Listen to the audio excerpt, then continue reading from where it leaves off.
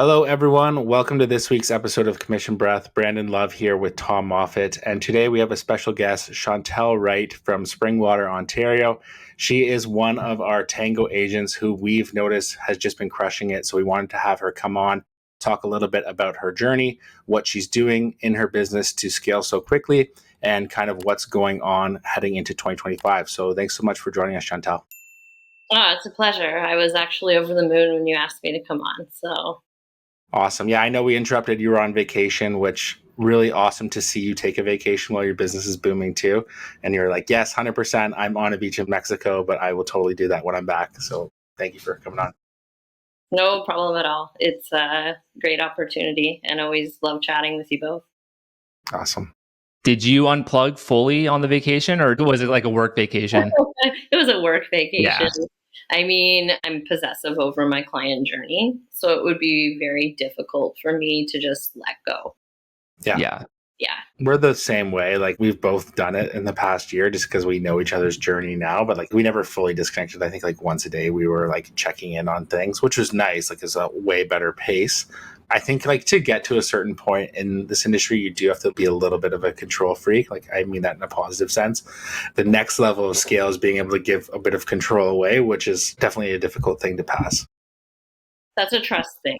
Yeah. And I think that's built over time. So with the two people that I left my stuff with, I've been working with them for a long time and I have a lot of trust in them. So it was easier for me to go and unplug as much as possible, but still reading the emails that we're going through and checking in with clients and stuff just because I can't not. So It's hard. Yeah. I've been there before. And like with these people that you trusted, did they take the clients and go through the pre-approval process and everything else? Or was it more so just to manage conversations and questions until you got back? it was a bit of both, actually, because I had new files coming in and then also files on the go. So they kind of took over pretty much everything for me. And they're awesome. Sweet. So, Nice. yeah. Let's kind of back up a little bit in terms of how long you've been in the industry. Like when did you first start in the mortgage biz? I got my license on September 29th, 2023. Wow. That recent. Yeah, just very recent. So just over a year. Yeah. And if you had to point out one thing that has really gotten you to the point where you're at right now, what would that one thing be? Ryan Wiley. Brian's going to love that. Yeah. Strategy Hub, Ryan, has elevated my business to a whole nother level. I would have been lost without Ryan. So I contribute my success to following what he told me to do and being consistent with it.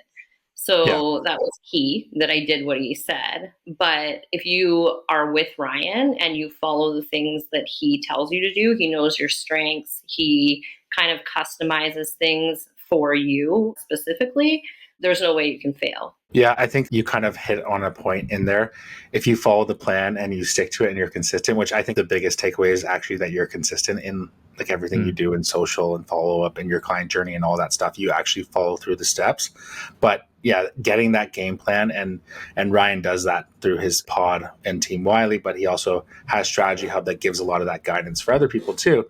And it's like, okay, just stick to the game plan. And we say this all the time. If you follow this exact plan, you'll get to your 10 million minimum and you can go beyond that by following these next 3 strategies. But you have to follow like the foundational pieces. And so many people get it and they're like, I'm going to do 2 out of these 4 things and I'll get there. And it's like, no, it's not how it works. Like you have to do every single step the way it's written out. It'll work. Just trust the process. Mm-hmm. No, I think it was a big thing for me when I got my license. He started popping up all over my social media and I was listening to what he said. It made a lot of sense. I forced him to let me into Strategy Hub. He said, no, you're new. And then it just grew from there. And I was in all of his boot camps for social media. I followed it. I was doing exactly what he told me to do. And yeah, I wouldn't be here without him. So that's a big thing for me. And so when I found out he was having a team, it was just an instant, like, I'm on. Yeah. And so like with Strategy Hub, are you doing like both layers in terms of Ryan's framework with leads and marketing and layering that on with Jason's advanced mortgage strategies? Or are you keeping it simple with social media and realtors? Maybe unravel a bit your structure there. I do it all, to be honest. Okay. So I'm very specific when I reach out to realtors. Not specific, that's the wrong wording. Intentional. So I look at people that I would probably have connections with just based on their socials. And that's worked really well for me. And my realtor relationships that I've built are very strong. Like I go to the gym with some of my realtor partners. We've become really close friends. So that I think the intention behind looking and going, I think I would work well with this person, and not just reaching out to every single person made a difference. The strategies work well for me when approaching renewals and showing people a different way to make their mortgage tax efficient or save money. That won me a lot of client business. And I'm also working with Jason with Nurture. So I purchased the Barrie territory, and I'm super excited about that. Nice. That's awesome. We just started digging into Nurture a little bit ourselves because we were looking for something on our email marketing side of things. I'm like, oh, this is really good. So that's awesome. I think it's really cool there what you said about intentionally targeting realtors. I know that a little bit when I first started, I was just like, okay, anyone who's a realtor, I'm going to reach out to you. And I had 100 and something meetings, and it was great. I found my tribe within that. I had to filter through a lot of stuff to get there. And in hindsight, going through the process again, and for people who are trying to build their business up, it's find those people you're going to jive with personality wise, lifestyle wise, whatever it might be, because then you have so many more avenues to connect on than just okay, this is a transaction. You go to the gym, you can travel together, go for drinks, whatever is your thing, you can find that with that person and go deep versus wide. Yeah, I 100% agree. And working with people that you enjoy working with is important too, right? Yeah. Just makes the experience great when you have the great relationship, and it's good for the client as well. So it sounds like you're doing the sniper rifle strategy with social media and referral partners. So when you go on, let's just say, is it Instagram that you're kind of finding them? TikTok actually has Oh, okay. brought me the most business, which is surprising to most people. But when I started it, I thought I'm just going to post on every platform. Why not? I've made the video, and I've got a couple just under $1 million mortgages from TikTok. Wow. Yeah. Okay. Mm-hmm. And videos that had nothing to do with mortgages. So you're getting client B2C leads, direct leads from TikTok, not just referral partner relationships. Right. Okay. And that's really interesting. And so when it comes to the referral partners, are you finding them through there as well? No, that's Instagram. Oh, okay. So I find my realtor partners all hang out on Instagram. Yeah. More if you're looking for clients, it's TikTok. Yeah. Cool. I get a lot of people reaching out to me on there. So, and you have to filter through a lot of it. But for the most part, that's where most of my leads have come in from, non-referral partner based leads. So that's really cool. I think it's cool to see the different spaces where they hang out. It always blows my mind that people find their mortgage broker through TikTok. I listened to another podcast recently with Samantha Powers, and she does a ton of business from TikTok. When I go on TikTok, and I'm not on there very often, I'm like, all right, whatever. Kind of scroll through, laugh at something, and then leave. But I think there's a lot of people spending a large portion of their day on there just consuming content. So it's pretty cool.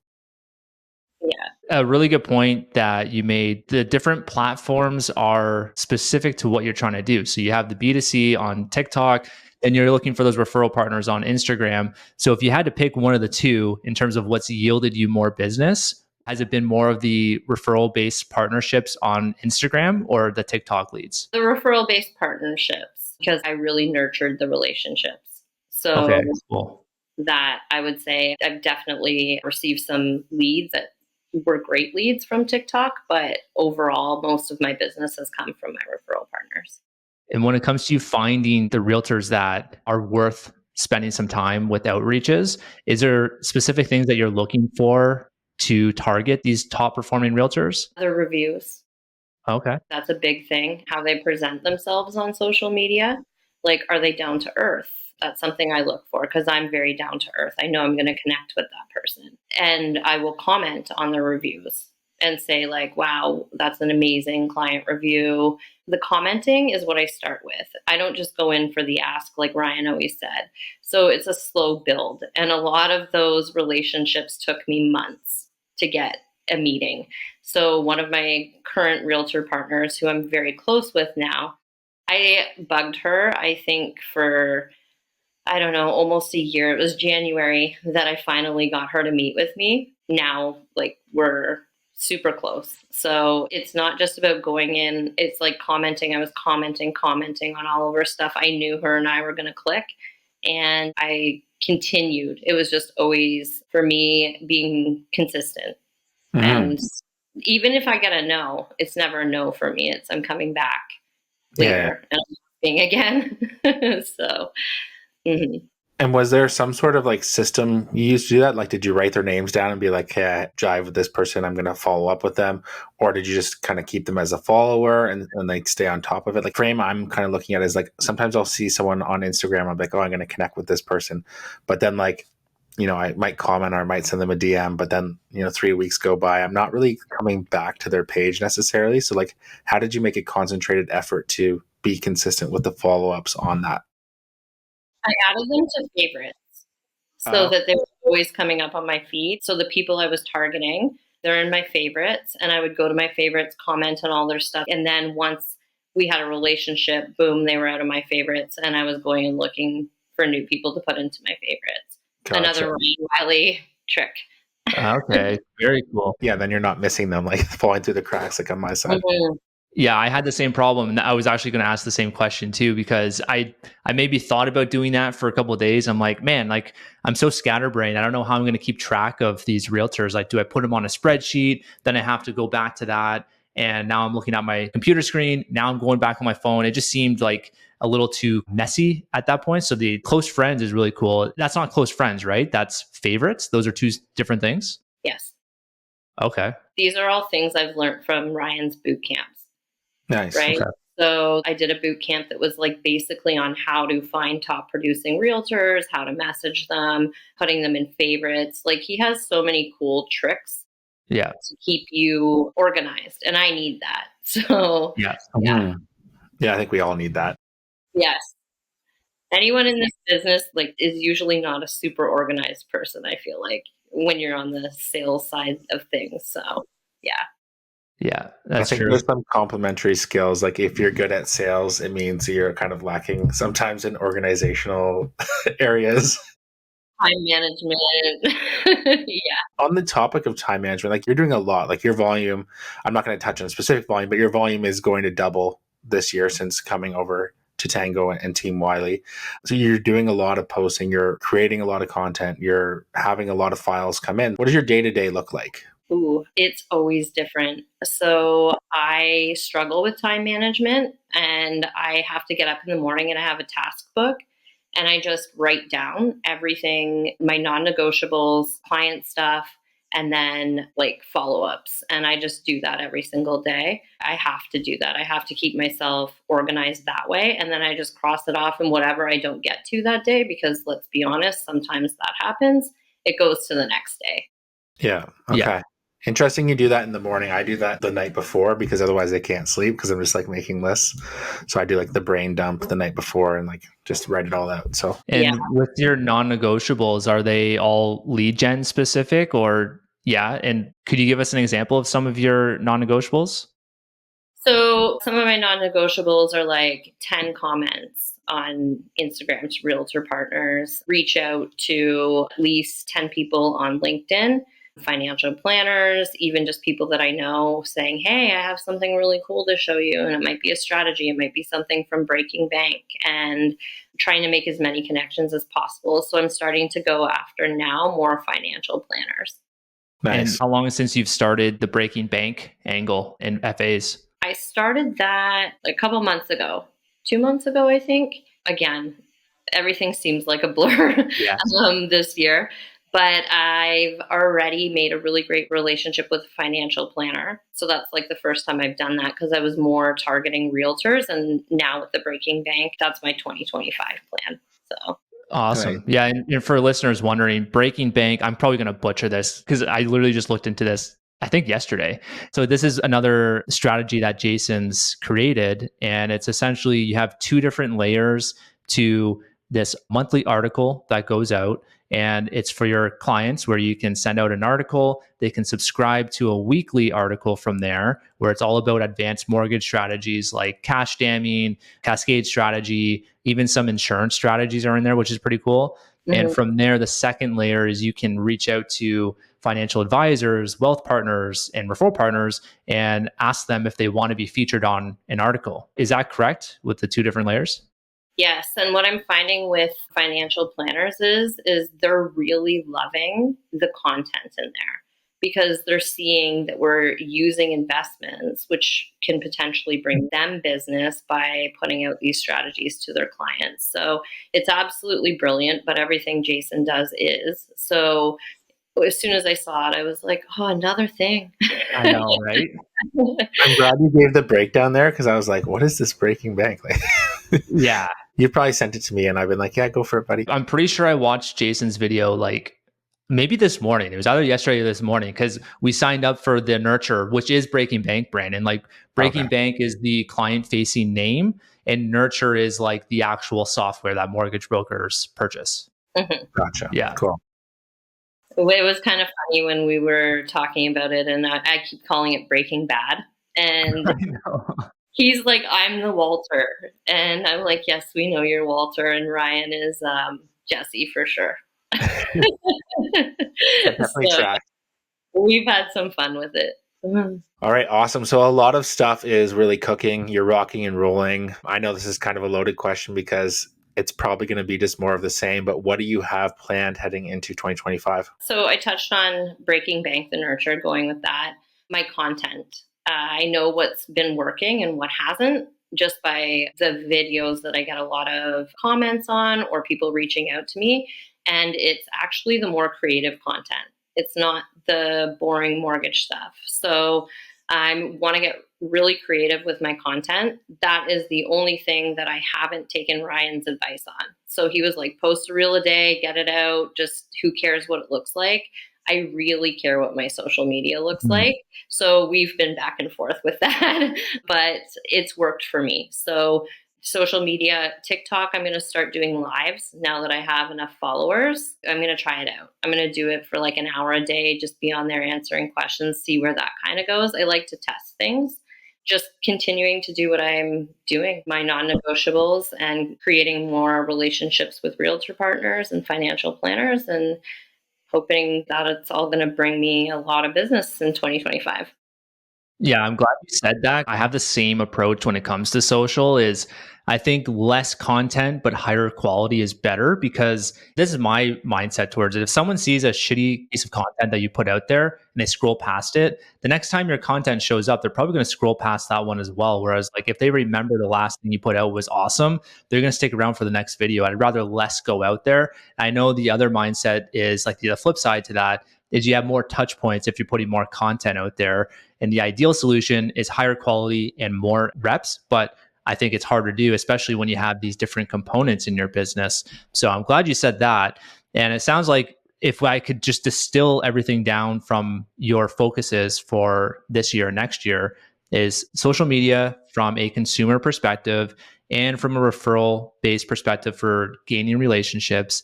Then you have your database marketing through Nurture, as well as the added layer of referral partners. Exactly.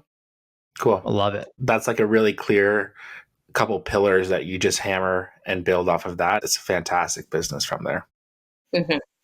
Yeah, definitely. And I mean, I'm already seeing client referrals come through, which is amazing. Like that's the biggest compliment. We all know that. So that's the magic right there. Client referral. If you can get like to a 50% of your closed business as client referrals, you are laughing and you're loving life. So can you distill down, maybe speak a bit to your numbers and volume for those listeners that are maybe a year or 2 years in the business and really just kind of talk about that and what your goals are for 2025? Because that could really give a good framework and perspective for those newer agents out there. So in a year, I did over 10 million. Right now in my pipeline, I have about 10 million. So I'm hoping to double that. in 2025. I feel like that's a realistic goal. So 20 million is my goal. Will I beat that?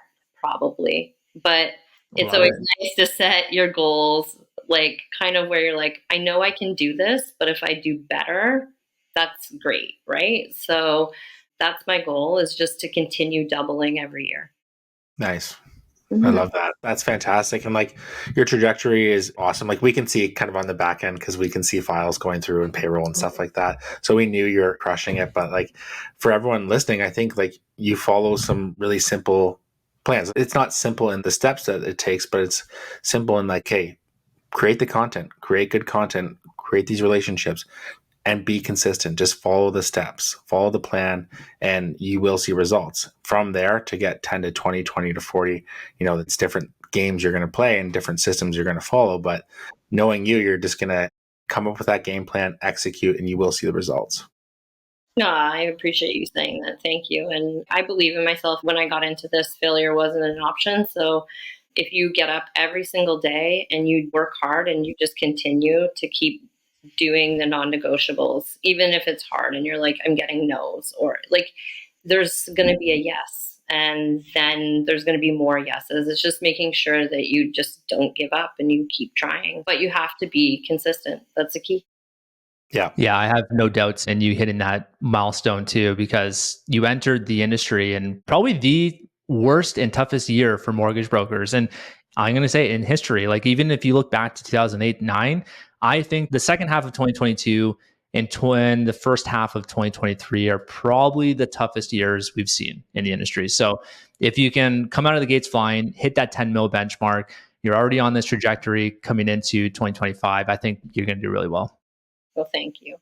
Yeah. And I have you guys and everyone else. And Tango is such an amazing place to be.